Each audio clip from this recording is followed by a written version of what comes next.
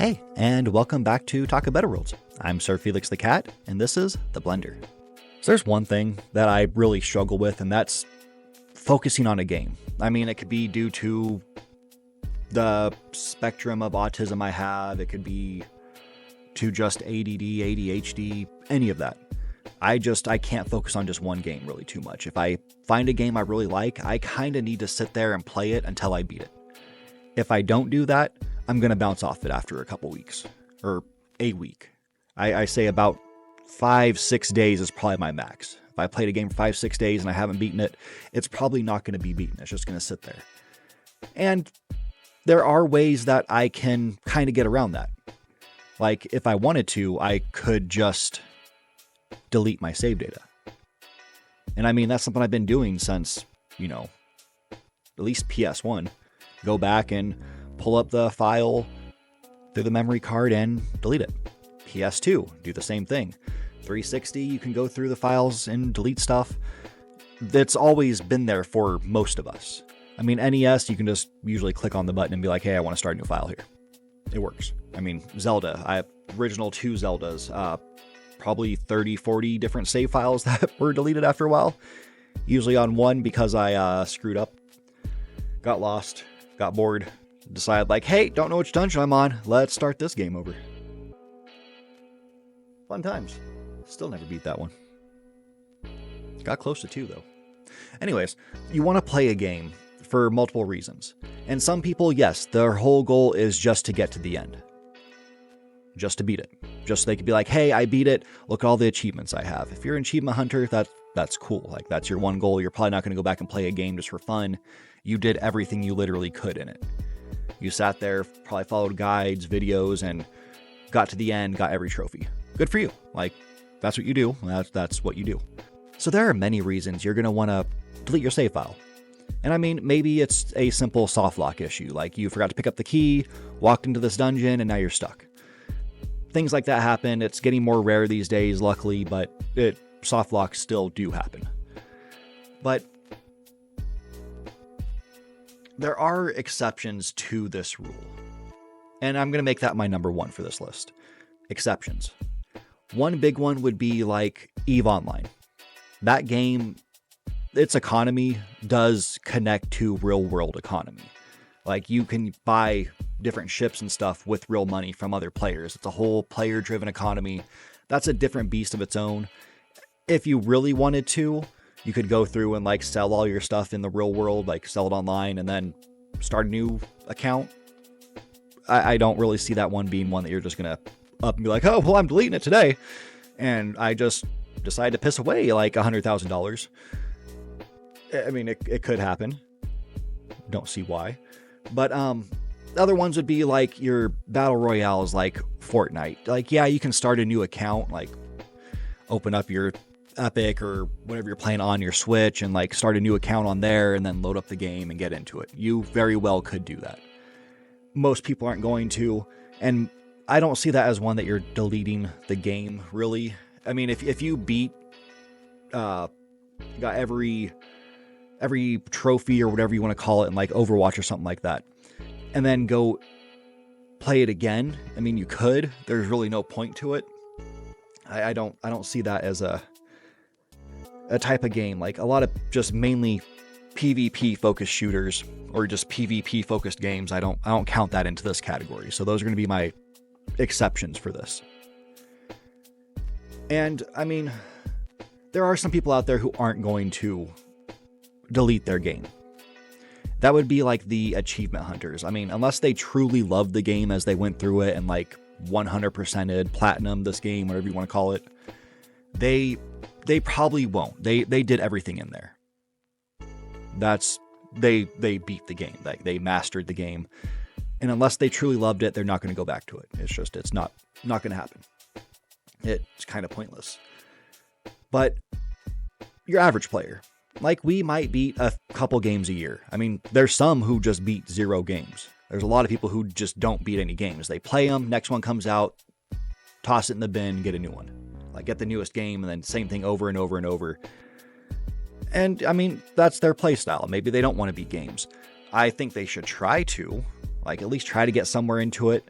And then, once they get to a certain point, delete the save data and start over. The reason I say that is going to be my number 2. The point of any adventure, any journey, is like the journey itself. It's the middle part. The beginning, middle, and then there's the end, which, yeah, it's cool. You completed your journey, good for you, good for your characters, be happy. But what got them there was that journey. It was that middle part. It's what gave them their character development. It changed the world usually. Like there's something in there that's going to like change the world, at least for your character's aspect. And I think that's something that we should strive for. That's usually where our lessons in games come from. I can think of like Tales of Graces. You have the 2 brothers are fighting, and you get to see how they go from being close brothers to being like almost rivalish, and then becoming true brothers again. Like that's the journey. And that didn't happen at the very end of the game. It happened in the middle. Like that's where the meat of the true story is. That's what we should be experiencing. That's what the developers built for us. It wasn't just like, hey, yeah, we're going to go beat the big bad and that's it. Da-da-da-da. There's that buildup. That buildup is what we go for. And it's such an exciting thing to go through. There's many games I've done this on where, I mean, if they just have extra save slots, then yeah, just start a new file, start a new character, something like that. Diablo, that's usually what you're going to do. You're going to create your one like paladin or something like that. Then you're going to go on and try to be a mage. Then you're going to be a necromancer because necromancer is the king of the game. Maybe you're going to be the witch hunter or whatever they call it in 3. Yeah, like games like that, you can just start a new save file and go on. And that's cool. I mean, I do that a lot. Skyrim's another one I do that a lot in. I have at least 3 different characters going right now, and a few of them are just at the start of the game. Literally just got past the character creator. It's like, this is what I'm going to do for this one. This is what I'm going to do for this one. It gives you that chance to redo that adventure. And I think that's why games like Skyrim and Diablo have done so well, is they're endlessly entertaining for the fact that they kind of push you to start over. I mean, they're not directly saying like, hey, quit the game, start over. It's just like, hey, by the way, remember, we have all these different classes, we have all these different races, you can make many different characters. And people do. Like, I alone have probably 5 different character slots going on my Skyrim just for the Switch. And I mean, 2 of them are just at the very beginning of the game. I did the character creator, said, hey, this is what I'm going to do for these characters. And here we go. Save.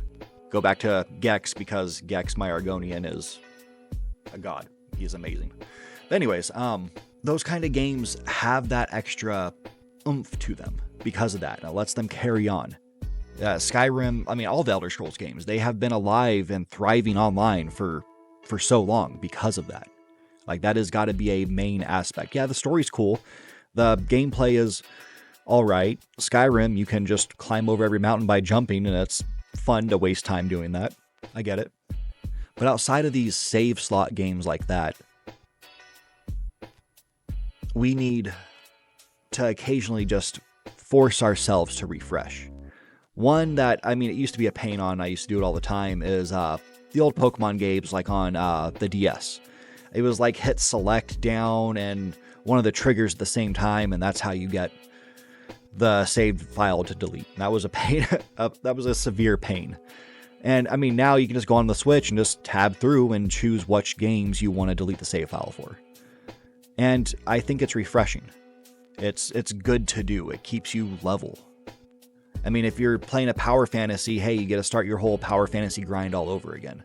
I've done it with Dragon Quest games, which end up being like, 60 hours on their own, and I'm going through and adding an extra like 60 to 80 hours to it because I'm going to restart. You know what? I'm going to make that my number 3. It's going to be to keep you level-headed and to kind of just mellow you out a little bit. You can play a game and grind for just tons of hours, and you're going to be killing bosses in like one round of attacks or something like that.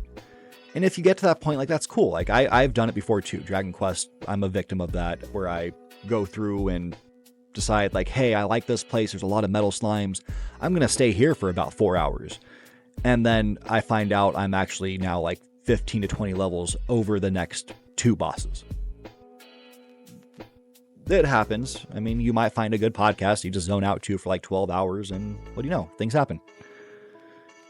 It gets crazy.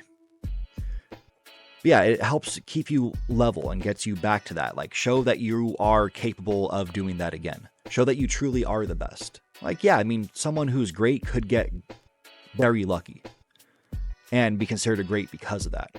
I mean, there's been sports players that have done this where they start performing just excellently, and then the rest of their career is just trash. They can't catch a ball, can't hit a ball, can't, kick a field goal, anything like that. Things like that do happen. So show that you're not just a fluke. At least that's how I see it in my mind. And that's true in these skill-based games too, like Dark Souls, or maybe a hunting game like a Cabela's game. In Dark Souls, you have to be really good at your dodging, like the timing of your dodging, timing of your attacks and all that, steadying the enemy. That's a skill-based game in my mind. And like I said, the Cabela's games where you kind of need to know where to shoot the enemy, to shoot the animal in the right place to do the kill shot while doing the least amount of damage to them. Something like that. Like taking the least amount of shots. That's a skill. Like hunting is a skill in real life. So in a game, it's a skill as well. And by starting over, you kind of get a show that you are a master of these skills. And I mean, if you're playing Dark Souls, you get to like one of the late bosses and you just completely owned it because you've been playing it for so long. Go back and start over. See if maybe you can take out that first boss without getting hit or something like that. Just show that you've truly mastered these skills, which is what these games are trying to do for us all along. Like I've talked about it before, there's the Mario and Luigi Brothership. Yeah, that game holds your hand a lot, but what it's trying to, like, at least at the beginning, it only holds your hand at the beginning, does not do it later on like people have complained. But it teaches you how to master these skills so you understand them. That's why it's doing that little bit of hand holding. It wants to guide you to the right place. It's teaching you something. So you can start over later on and just show that, hey, look at this. I deleted my save file and I'm a master of this now. And yeah, that might make the opening tutorial part a little more annoying because now you truly understand and like have mastered these attacks.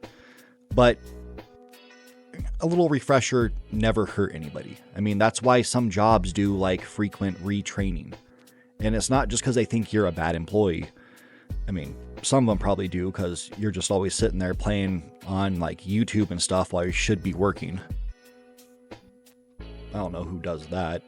I'm sure someone out there does. But yeah, they want to retrain you so it's fresh in your mind and you show that you truly understand your requirements at work. And for my number 4, and this will be my last one, my number 4, it's mainly true in my mind if it's one of your favorite games. And that's that you just really want to play it again. And that's why the developer made it for you. Like they made it because they're like, oh yeah, I think people are going to want to play this again and again and again. And if you look at stuff like Skies of Arcadia, I've played through that game 4 or 5 times. Pokemon games, I've started over on them multiple times. And they are some of my favorite games to play through. So I'm going to go through and do it again. The developers made it simple for me to go through and just keep playing it. Play it forever if I want. It's something that's special to me. And that's something that we should look forward to, really, is those special moments, especially when it reminds us of being a kid. I don't know about you guys, but for me, my favorite games today are still the ones that were my favorite when I was young. Like, I still love the old Dragon Quests. I still love Skies of Arcadia, Pokemon games, Zelda games. These are ones that I do frequently just start over, just go into randomly. There's games I have just saved at certain points because that's where I want to pick it up from. And it's fun. It's good fun. And it does bring back the nostalgia of when I was young, when I had good times playing this when I was a child. And it's exciting. It's exciting to go back and do that. And nostalgia does sell. That's why we get so many remakes and remasters these days. It lets us go back and be like, remember that time when I was like 10 and my dad took me to Toys R Us and let me pick out, I don't know, Pokemon Yellow or something like that. It's good for that. Memories, nostalgia. That's what we'll call it. That's what we'll call number 4. Memories, nostalgia. Instead of long ramble that just goes on forever and ever, and this guy just never shuts up. I think it sounds better. Nostalgia. But yeah, that's basically all I had. It was a little bit of a ramble, so I hope you appreciate this. Half time I don't know where I'm going with the sentence. But yeah, I do highly suggest you just go find a game you've been playing for a while and delete them. I mean, you've just seen me delete like The Witcher 3. You've seen me delete a Pokemon game. You've seen me delete a bunch of stuff while I've been talking in this last part. And yeah, that's what I think we should all do. Just go back and play them. Just because something new's out doesn't mean you have to instantly jump on it. Go back and play what you like. Play what you like, not what everybody else likes and keeps hyping up. The hype train doesn't matter. It truly doesn't. Doesn't affect anything. But yeah, go on there and find a game that you loved. I mean, heck, if you have Witcher 3 and say you haven't beaten it yet, delete it. Start over. And we'll do this together. And until next time, you take care. Hey, thanks for watching. Give us a like if you enjoyed it, and dislike it if you didn't. Let us know what you think about the channel. And don't forget to subscribe. Tell your mom.